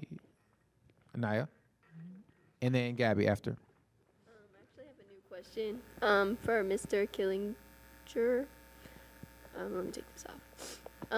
I heard you say that you have trust in our system. Do you think that the system could be doing more as far as the higher-ups in the FBI and that whole arena of things? Do you feel like there could be more done? Do you think there are people who are dragging their feet? And yeah, what more do you think needs to change? What do you think in the future will have to happen in order to get to where we want to be? Right. So first off, it'd be my personal opinion. I would say that the FBI is like any organization, it's filled with human beings. So certainly there's going to be the occasional person who drags their feet and doesn't do their job. That just happens. This is a very personal question response. It has nothing to do with the FBI. I think our justice system is very broken. There shouldn't be defendants that have to go hire expensive attorneys, where the prosecution has the budget of the state behind them. I think there should be a total revamp in the way that we support our citizens when they're charged with crimes. It should be innocent until proven guilty, not guilty if you can't afford it. So I personally think there's a lot of work to be done in the justice system. And we're certainly seeing that on the side of, clearing individuals who are wrongly convicted. But, there needs to be so much more work done there, not just with DNA proof, but just in the way we structure things. I mean, my comment about the cameras earlier, more and more and more we see, the police caught lying, right? The police manufacturing evidence. I don't know if you know it, but there's a movement called auditing, where people learn about their civil rights and they videotape their interactions with police, and really are great educational points about your rights as a human being, or your legal rights, about being identified, and do I have to provide identification, and all of those things I think are really important. But I think fundamentally the way we handle the criminal justice system, to me, needs to be seriously looked at by Congress. And it would be a major undertaking to do. But I know other countries do it in a different way that seems to be more fair. But that's just me. If I could say something on that, I think that we really need to be vigilant, though. And this is coming from a Black person who's been an activist. I know that there are, the young people, you should be aware of the history of programs like the COINTELPRO program that was initially started to investigate communists and socialists, but then focused in on Black activists like Martin Luther King and others during the 1960s and 70s. And there are still remnants of that today. Perhaps, I believe Mr. Ellison was still in Congress when some members of the Congressional Black Caucus pushed back against this characterization of Black activism as Black extremist terrorists or something of that nature. I remember my Karen Bass, who I remember from growing up in California, was one of the main people speaking out on that. And at the same time they were investigating these Black Lives Matter people and other folk, that's when all these other groups were rising up that invaded the Capitol on January the 6th. And so we have to be kind of vigilant and aware. Of course, we applied somebody like Dale, who worked along with the family and the foundation and others to bring the case this far. But, we still got a lot more work to do. And I would agree with Dale. I wouldn't say the system is broken. I think it was always set up to behave this way. And we need to continuously fight for expanding democracy. I think, as Keith or someone else mentioned earlier, that we got to still fight to make this space somewhere that where we feel safe, where we feel our rights are respected, our dignity, our humanity. Why would we in the 21st century have a movement called Black Lives Matter? And that just doesn't pertain to local police departments. It pertains to every area of government, that we're going to have to be vigilant. And, I hate to be somebody who's a senior citizen putting this on your plate, but you all have to be aware, and you have to maintain your vigilance, and you got to take us beyond where we are right now. I'm proud of where, as I mentioned before, there was achievement that allow it to be different to some degree, George Floyd from Emmett Till, but we got a long ways to go. I have grandchildren, and I want them to be in a world that's safe. And I want, their children to live in a world that's safe. And so we got a lot more work to do. And that's what I think Priscilla is saying also, that she is somebody who's being an advocate, and she's still facing harassment and threats So we got a long way to go. And so and let me make it clear, I applied what Dale did, and we applied with anybody in law enforcement, anybody who's a diligent investigator, who supports human rights, who supports democracy and the work they do. But we got a long ways to go, and you all need to be aware of that. You need to be aware of institutional racism and inequality in this country and in the world, and how we have to work to make this place a better place. Thank you so much. I want to go to Gabby, and then Isabella had a question, and then Anna. Hi, so my name is Gabby. I'm an upcoming junior, and my question is for you all, including the people up here. And my question is, what do you? Okay, let me figure out how to word this. What are the most effective things that you guys think youth can do to get more engaged in the fight for justice? I would like to say hold people accountable and for transparency to be within the law enforcement. Definitely. We need more transparency. Just like I was talking about the incidents that are going on here, and you see it, the same thing that I'm experiencing here in Mississippi are the same things that were happening at the Capitol in Washington on January the 6th. You had all these people that were professional, teachers, lawyers, doctors, pastors, pharmacists, top law enforcement, military, participating to overthrow the government. And I'm complaining, yes, about the things that are going on here with me in Mississippi. We need to hold someone accountable, and we need to make them out to be transparent. And that's what's not happening. And I feel like our Black legislators have their hands held tight, or they can't move because there's not fairness or justice within the system. So how can we move if there's not fairness and justice in the system?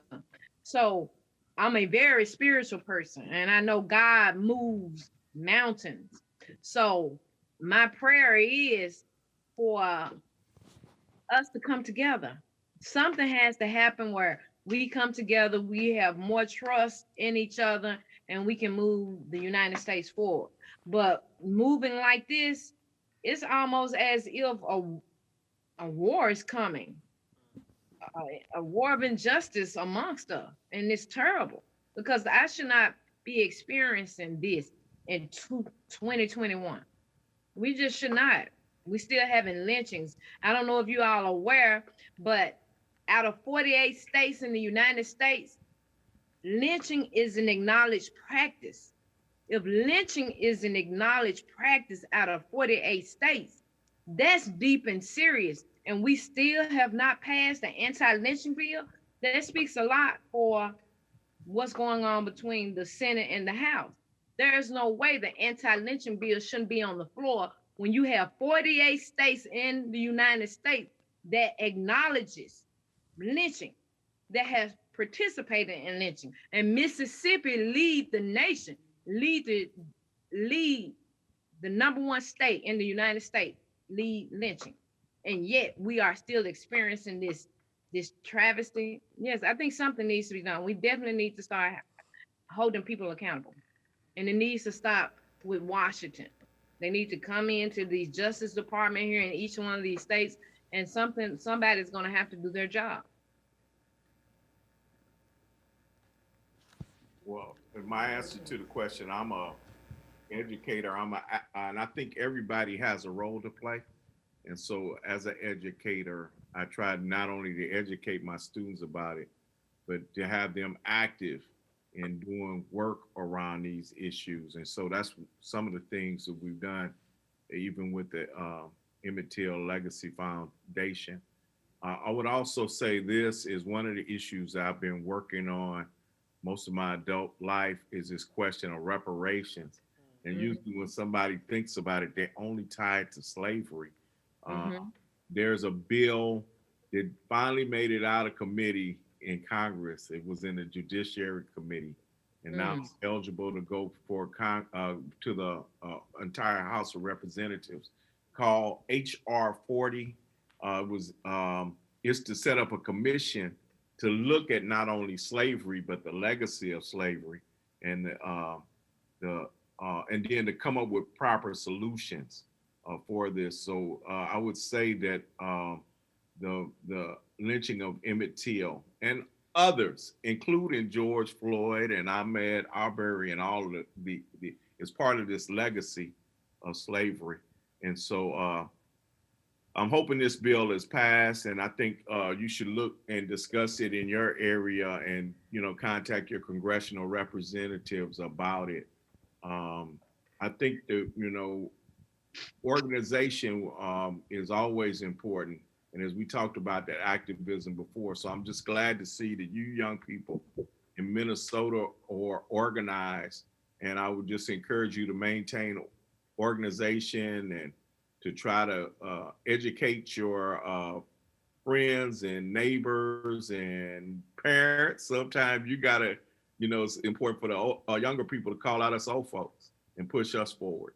And so, that's what I'm doing and what I encourage and advocate. Thank you. Did anybody else want to share? Otherwise, we had another question. All right. You can ask your question. Hi, my question was just, Mr. Parker spoke earlier about how one of the hardest parts about Emmett Till's death was that he watched Emmett be vilified and demonized in the media. And so my question is, as older people who have witnessed this happen time and time again, what advice do you have for young people dealing with that and watching that happen today? And how do you guys cope with watching that happen over and over again? Would you like to answer, Deborah? How do you cope with Yes, that's a great question. I think you have to continue to not be distracted by the lies and continue to stand on your truth and continue the work, because a lot of that is a level of distraction. And if we pay attention to the lies, then we can't rise above it and keep moving forward. And so I think even in Emmett Till's case, which I do want to say it's still open murder case. So as Dale was successful, Keith was successful in presenting that case, we still stand here today with the lies that Carolyn Bryant told, that the media who's still alive, and that the media, and I think the system in Mississippi that Priscilla is talking about is protecting. She's still alive, and Dale said it very clearly that you got an admission from her. Dale? So with that, why is Carolyn Bryant still never been charged for being an accomplice and for the kidnapping and murder of Emmett Lewis Till? So I have to keep focused on that. And so whether I hear in the news something about myself or something about someone that's working with me in our foundation or our family, like with Priscilla, we still have to rise above and be about the business of justice. So it's about justice for Emmett Till for us, and we support all of the other protesters and others that lies have been told on them, but I always encourage them, let's continue to fight the fight, continue. I know it's difficult, and it is very hard to do that, but it is something that we have to rise above. Whose responsibility is it, to have the truth told? I think we have to continue to use these platforms to amplify our voices, whether the lies are told or not.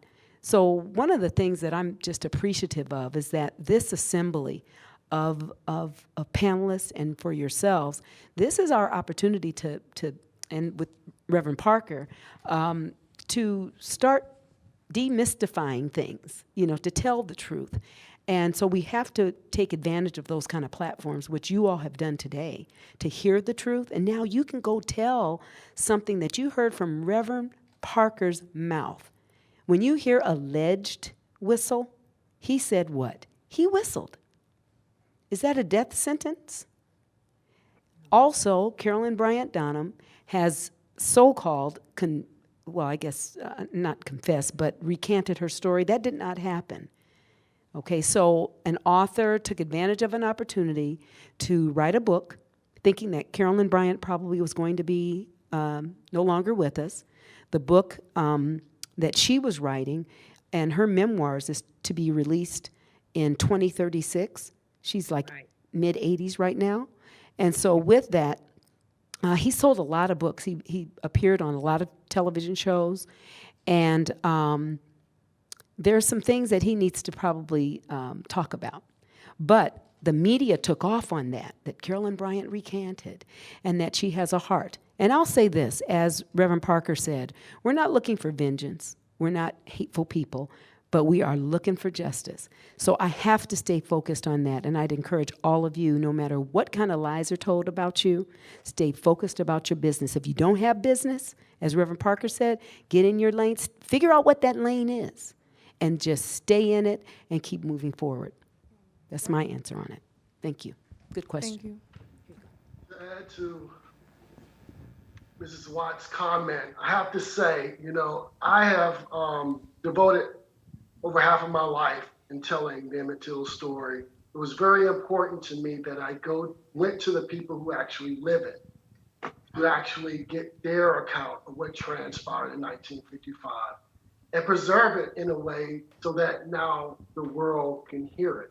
So there's some obligations that we have if you choose to be a filmmaker or a journalist. It's very important to understand that when you're on this journey to tell these type of stories, it's very important to tell it the right way and from the right sources. And so my whole fight, regardless of all the misinformation that is out there, my whole fight has been putting the truth out there to the forefront for the public to have an opportunity to see. And as a filmmaker, and I know this is a question from someone in the audience, what should we do?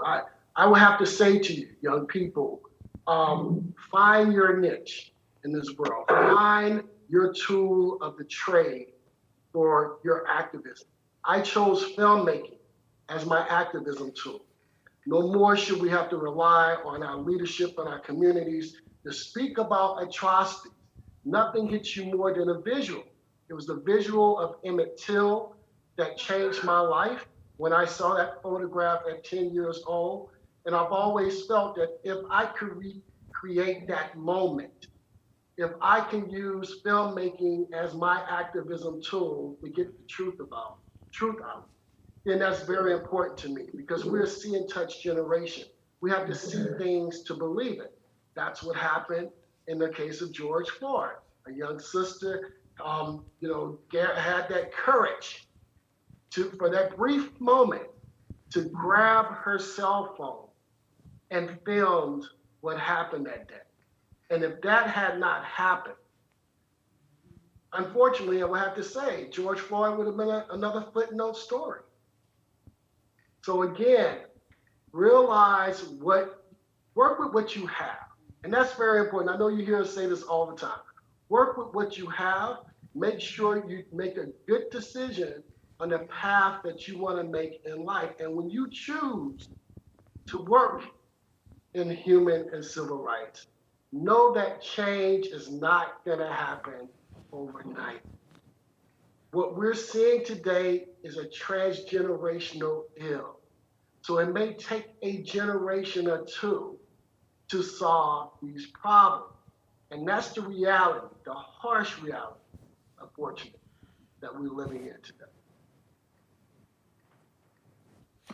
Yeah, I would say in addition to the harsh reality, unfortunately, the cousins of Breonna Taylor and the siblings of Breonna Taylor are going to have the same testimonies of Deborah and so many more. So, like you said, it's so important that we keep on keeping on and keep pushing and making sure that we are advocating for ourselves and our community, holding our elected officials accountable, voting, continuing to show up at school board meetings, different things like that. You talked about, finding your lane. We also, a bunch of us had the opportunity to be in a panel as well with one of the members from the Little Rock Nine, and she talked about, finding your lane of activism and why it's so important that either protesting is for you, either visual arts is for you, either literature is for you, and finding that. So we're in our process now within the NAACP of putting people in their committees and seeing where they best fit. So utilizing that wisdom of finding your lane of activism, if that's public safety, if that's health, if that's environmental justice and things like that. So thank you for that beautiful response. We are getting close to our time. If anyone has any other questions, comments, and before we wrap up, now would be an awesome time. If you haven't spoke, you're gonna regret it later. So I was gonna say, Mr. Killinger, you said that you have faith in our justice system, and I think I can speak for most when I say that a lot of times we don't receive the justice in which we deserve, and this system was not created so that we are even able to see that justice being made and being made for all people. So my question to you is, how are you, as a person who is blessed to have the power in which you do, holding your peers and those higher ups accountable? Like, how are you putting that pressure on them to change our system? Because, again, the system was not created for all people. And to be able to change that system, we need people who are holding those people accountable, whether you are in that power or whether you know people who are in those positions. We have to be able to bring a light or shed a light on those issues and have them be in that space for them to be able to be changed. We need to have those tough conversations. We need to be putting those tough conversations to the people who do have those powers. So how are you, as the person that you are, holding people with your status accountable? So thanks for the question. It's a really good question. It's a tough one for me to answer. I mean, certainly while I was in the FBI, I was an executive in my last few years, and I actually was in charge of something called insider threat. So my responsibility was to look for FBI employees who were doing improper things and investigate them or send them out for investigation. So I held many people accountable, including all of the executives that in the FBI. I had the ability to look at all employees, including the director of the FBI and all of the top executives. So it's a different answer for me today as I sit here retired. So it's a little tougher for me to answer because I don't have that interaction anymore that I had. I mean, I do what I can from this position I'm in, from the knowledge I gained with the Emmett Till case, by sitting on panels and chatting. I would offer to you that I don't think that the system is perfect. I do trust it, but it's also changed through the years, and change is very, very slow. I do believe it needs changed, but it is the system we have, and it is, and you have to have faith in what you have in order to get any kind of trust at all. It certainly is not perfect, and we see injustices all the time. But I would ask, what is you'll never have perfection in anything, and the justice system will never be perfect. We certainly see the imperfections when we have travesties of justice that we all know of. But the vast majority, hopefully, are just. That goes on.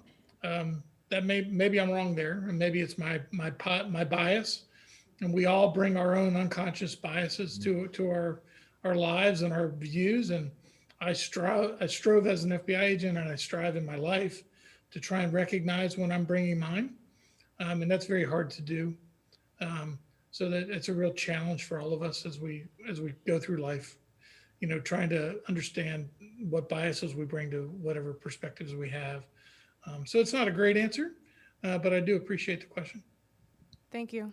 I wanted to acknowledge Attorney General before he leaves. Are you still here, sir? Or did he hop off? Can you hear us?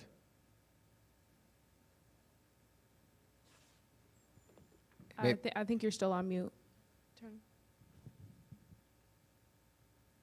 Well, anyhow, we thank you for joining us today. We're looking forward to continuing conversation. Great. Now I can be transparent. No, I'm playing. But no, I wanted to respond to what Izzy said as well before we wrap up. You know, thinking about it contextually, like this, we need to have a conversation with our founding fathers, which will never happen, of course. But it's the actual Constitution that was made and put intact to the point where it was made and it was constructed for the migration of Europeans, right? And when you look at that in its actual roots, you know, they didn't make the Constitution based on the Native Americans who were here. They actually took them out and occupied their land. And then they brought Africans here for slavery and for other purposes. So there was never any intent for it to be a democratic, a nation where people are free and have freedom of whatsoever. When they implemented Jim Crow and then the black codes, and now we have red line, red tape, and different things that cause barriers to ourselves. Yes, we have options to put our name on the ballot and vote and et cetera, but again, there's different things that hold us within constraints of that, to the point where our elected officials in Minnesota create bills to give appropriated money to our communities, and they're often called racist bills. They're often called black bills. They're often called things that would actually almost, in a way, create a replication of Black Wall Street and a replication of Black generational wealth, which should not be separate from any other wealth, because our nation prides on being a democratic nation. So just to counter on some of those aspects of, it's hard for black people to trust in the system that was never trusting in them, right? So if it's never trusting in them, then they have no conscience to trust in the system that is constantly combating their freedom to live, right? So I think it's an issue of we need to reshape some of our constitutional language and our laws from the federal government in order for our local officials to begin to adapt and adhere to some of those things. So thank you all for being a part of us today, sharing your voices. And then we wanted to give all the youth an opportunity to say one word of kind of your experience or what it was to you. And we can start from the back corner. And you can just shout it out loud. You said one word. One word to explain your experience here. Or something that you look forward to doing in your journey. I guess it's just really ignites me to like for speaking with an FBI agent and professors and, you know, family of Emmett Till, so it just makes you want to like go harder, you know. Brooklyn? Just further education. Nathan? My is learning. I'm just learning from you, especially like she was saying, just being able to see from all these different points of views and everything. CJ? Use the mic. Oh, because they can't hear us. Okay, sweet. Can you grab the mic there? And we're going to start back at nice. Stand up and then remove your mask just so they can hear you. Just being in a room, I guess you could say, filled with people who are like influential. The work that Keith did, an FBI agent, family of Emmett Till, professors. It just makes you want to go harder and like continue the fight, because yeah, we're the future. And just pass on, Brooklyn. I just personally thought that it was just extremely educational. Yeah, I said the same thing. It was just a really big learning experience, being able to hear from all these different points of views and people. I'm not gonna lie, it was kind of boring. I'm joking, but it gave me like a new perspective on how to approach things. Just kind of a new understanding, a new approach. My word is educational. My word is also educational. My word is growth. Going on with what Nathan said, I feel like I learned a lot today from a lot of new perspectives as well. My word is enlightening. I think this was it just exposed me to a lot of new perspectives and made me think about things very differently. My word is inspiring. I just feel like there's a lot that was brought here that we probably wouldn't have gotten to hear otherwise. I would just like to thank you all again just for being here and giving us that knowledge. I'd say what I would take from it is strength and courage, because it takes a lot of strength and courage to do the things that you do, for you guys to be able to sit up in front of us and take these questions and give us the knowledge that you have to continue what we're doing and hopefully change our world today, or the world that we're creating for our future children, and soon to be taking the spots of you guys. So I just want to say thank you, and I definitely appreciate and learned a lot from the knowledge that you gave to me today. All right, well, that concludes our Hear My Voice, Are You Listening? This is the first day to our weekend of commemorating events. Tomorrow we have our private dinner, which many of you will be at, Music for Emmett Live. Then on Sunday we have our Music for Emmett broadcast that you all can watch virtually. I want to give the final remarks to the founder of Emmett Till Legacy Foundation, Deborah Watts. Any call to actions, any legislative initiatives and whatnot where you guys can participate in. You can share to your constituents, and you can also see on the live stream. So here you go. Thank you. Thank you. I just want to, first of all, give a round of applause to the audience that's here. Please even applaud for yourselves, because to be here is tremendous, and thank you. And also to our illustrious moderators. I think they did a wonderful job. Thank you very much. Good perspective. And then to our panel. I think I learned a lot too. You can clap for yourselves. You all have spent the last couple of hours with us, and I think we each have learned from each other. So thank you so much, and I'm very grateful. This is the kickoff of the 80th birthday for Emmett Lewis Till, what would have been his 80th birthday. And as Reverend Parker said, he's 82. So he and Emmett were buddies, you know, and Mamie Till Mobley, Emmett's mother, made them partner up a lot. So, of course, I'm sure he sits there with a lot of reflection today. And so I have some as well. I was a toddler at the time when Emmett was murdered, and have grandchildren also. And so I think this is just a wonderful way for us to spend with you. You are our future. You are our present. And it's so important for us to hear your voices, and just know that we are committed as a family and Emmett Till Legacy Foundation to make sure that we hear from you anytime you want. And I believe with this panel here, I think they're dedicated too. They've been doing things with me for a long time, inspiring me. And, you know, we've got films that are coming out that Keith Beauchamp is going to be making some major announcements about. We have Priscilla Sterling that's doing some major things in Mississippi. Also, Kenyele Umoja, who's a professor who inspired me to come up with, his students inspired me to come up with HF 2586, and also the victims, VRMA, Victims of Racially Motivated Murder Act that we're trying to get done in Congress, where it's a national federal law that empowers the families of the victims. Tomorrow evening as well, we have the private dinner, and then we also have a march and a rally at 3 o'clock that's sponsored by the Families Supporting Families Against Police Violence. That's actually on Sunday. Yes, thank you. On the 25th, which is Emmett Till's actual birth date, is July 25th. So Sunday at 3 o'clock, and then Sunday afternoon or evening is the broadcast, as Jerome had said.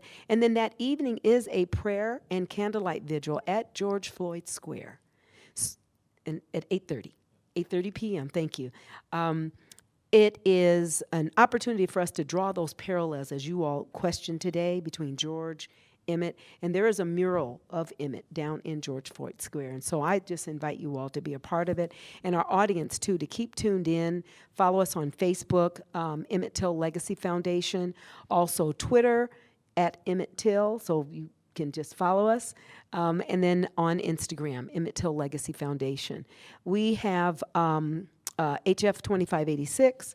We also have the anti-lynching bill that we're supporting, which is HR 55, the year that Emmett Till was murdered. That's being pushed by Congressman Bobby Rush, who's a former Black Panther, and he's in his glory right now, just pushing a lot of bills that we need to really pay attention to.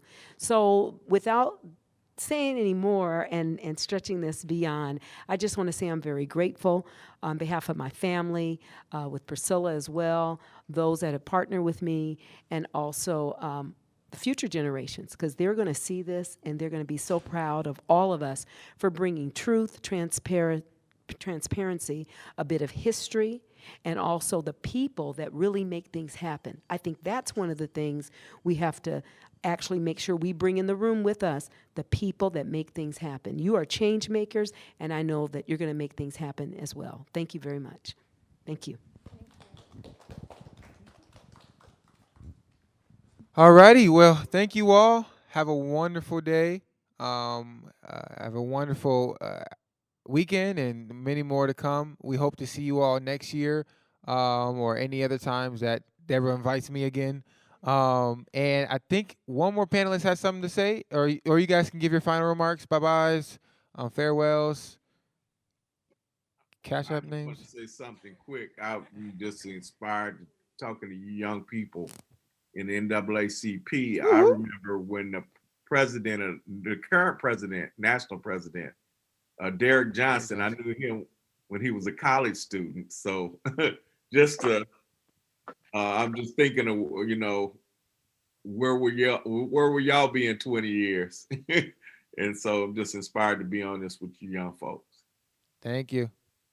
I would like to say thank you to the audience, to young people who are there, for giving us the opportunity and a platform to speak to you. And I would also like to leave you with a few words of a good friend and one of the greatest American scholars that ever I feel, that walked the face of the earth, and that's Dr. John Henrik Clarke. And he stated that no people are truly free until they become the instrument of their own liberation. Freedom is not to bequeath from one generation to the next. Each generation must take and maintain its freedom with its own hand. I want that to sink in with you guys. We have to continue to fight. And I just want to say, Deborah, this was great. The young people, from the looks in the room, you all would definitely be in leadership, definitely be a part of running the United States. And I'm an assistant school teacher, and I'm gonna say this: stay focused, and it'll happen. Perseverance, and it'll happen. God bless you. Thank you. All righty. Well, take my moderator cap off.